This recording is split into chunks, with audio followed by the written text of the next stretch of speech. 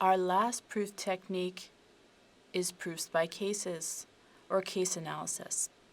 Case analysis can be combined with any of the other proof techniques we discussed in this chapter. To do a proof by cases, we examine all of the possible cases for a claim exhaustively, and we show that the claim would hold under all such cases. Often, the cases that we consider must be mutually exclusive. Let's consider example. There exist irrational numbers, x and y, such that x raised to the y is rational.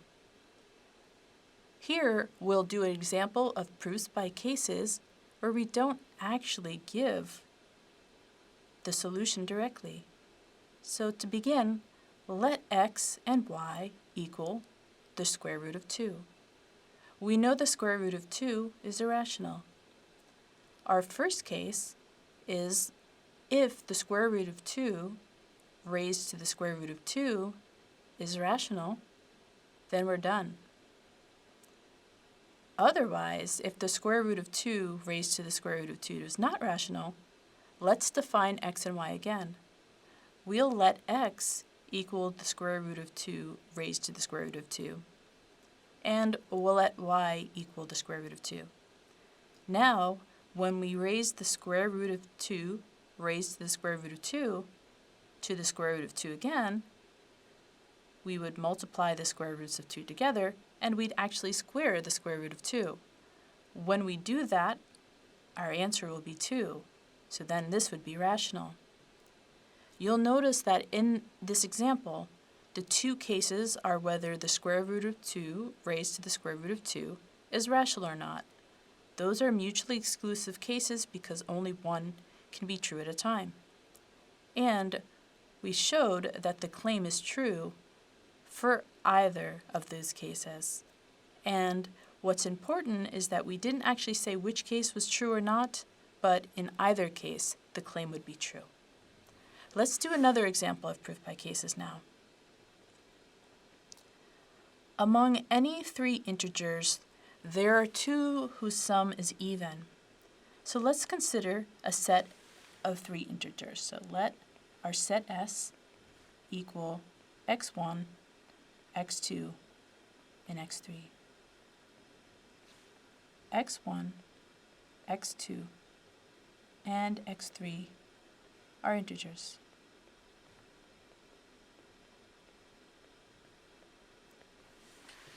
Our claim is that for any three integers that we choose, their sum must be even. Well, first we need to think about what happens when the sum of two integers is even. So for any three integers, there has to be two that sum is even. For a pair of integers to have the same sum, they must have the same parity. So for two integers to have an even sum,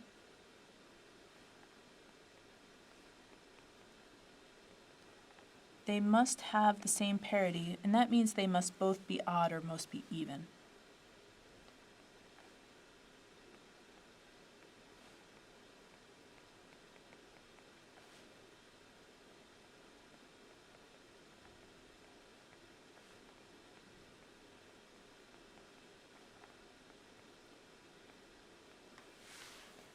And now we need to consider how three integers will always have two that are both odd or both even. We can apply the pigeonhole principle. So let f be a function from S to the set 0, 1, and it will map an integer to its value mod 2. So if x1 is even, such as 4, 4 mod 2 would map to 0, and 3 mod 2 would map to 1. So the even integers will map to 0, and the odd will map to 1. So now we see that the cardinality of the set of integers, s, is equal to 3. But our domain is just 2, 0, 1, whether the integer is even or odd. So by the pigeonhole principle,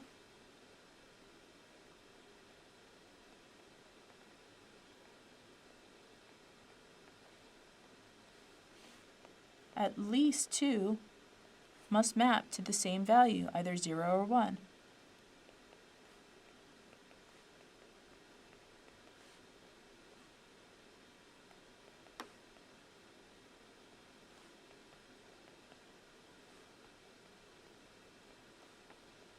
Okay, now we apply the cases. So our first case, 2 integers of s from s map to 0. That means they're both even.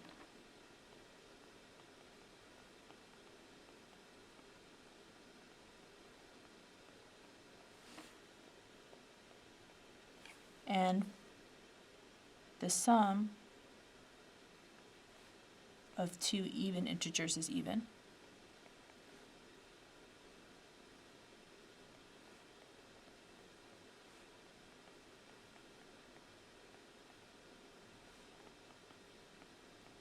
And we could be more formal. We could say that x1 equals 2k1 and x2 equals 2k2, and their sum, x1 plus x2 equals 2 times k1 plus k2. So we can see that would be even. And the second case is that the integers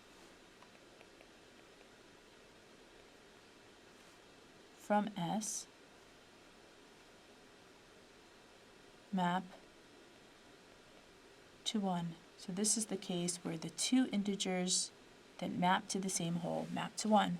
That means they are both odd integers.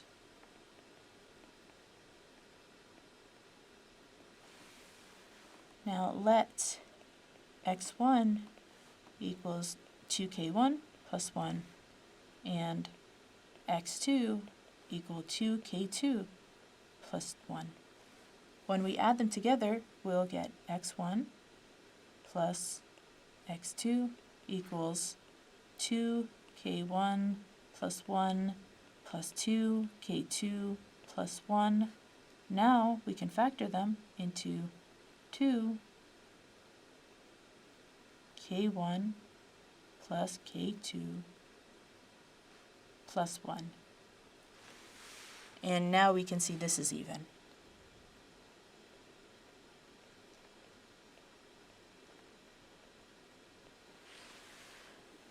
For any set of integers, we would have 2 integers that both map to 0, meaning they're both even, or we will have 2 integers that will both map to 1. Those cases are mutually exclusive, and we showed that in either case, their sum would be an even sum. Now, let's do another example that involves the pigeonhole principle. We want to show that in any group of 6 people, there are 3 who know each other or 3 who are strangers. Knowing is symmetric. What that means is if A knows B, then B knows A, and vice versa. And if they don't know each other, that's also symmetric. Now, we can also think of this in terms of coloring the edges of the graph, as we have in this figure. We can color an edge between 2 people, or 2 vertices, blue if they know each other, and red if they don't know each other. And so what we're looking for is either a blue triangle, meaning these three people or these three endpoints know each other, or a red triangle, meaning that they don't know each other. So let's think about this. Let's choose one person. In this case, let's choose E.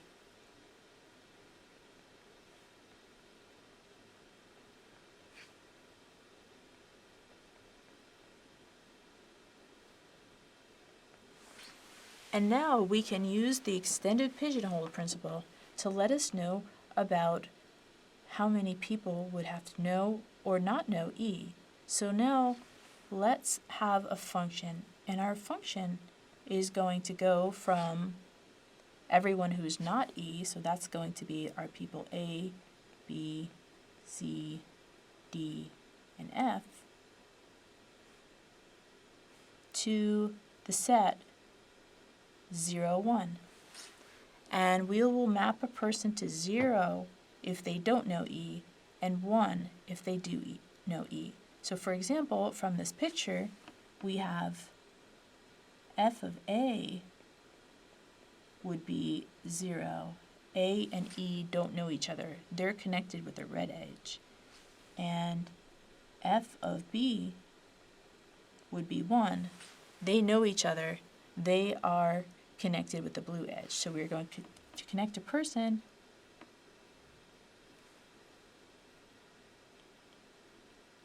equals 1 if and only if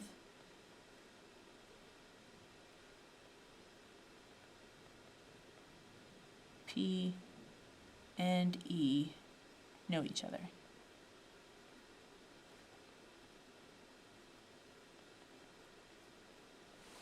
Okay, now we can apply the extended pigeonhole principle. So now, since the cardinality of our domain, which is, we'll call this X, and this is our codomain Y, since the cardinality of X is equal to 5, and that's greater than the cardinality of our domain, which is whether they know E or not, that's equal to 2. By the extended pigeonhole principle,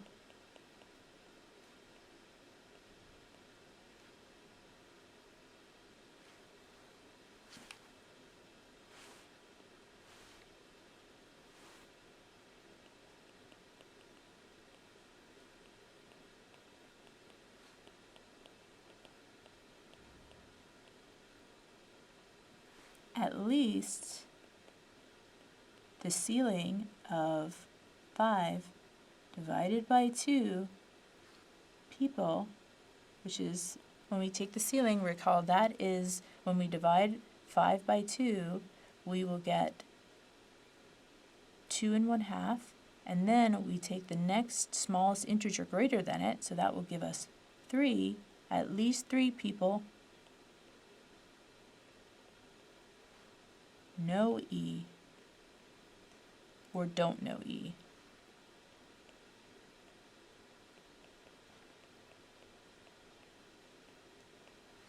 So by applying the extended pigeonhole principle, we've set up our two cases. We have 3 people who know E or 3 people who don't know E, and we want to show that the claim holds in either case. So let's take the first case. 1. Case when 3 people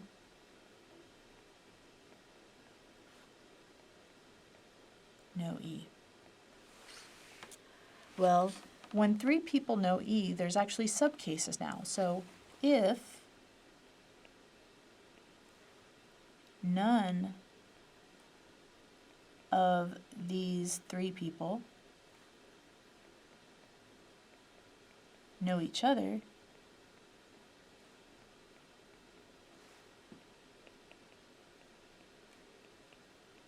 they form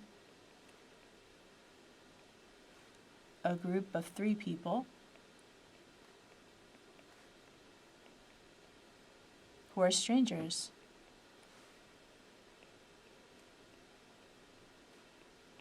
I mean, they all know E, but they don't know each other, so they would create a red triangle. However, if 2 of these people know each other,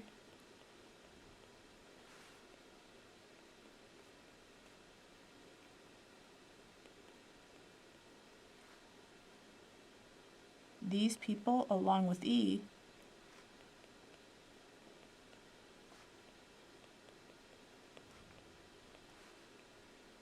form a group of 3 who know each other.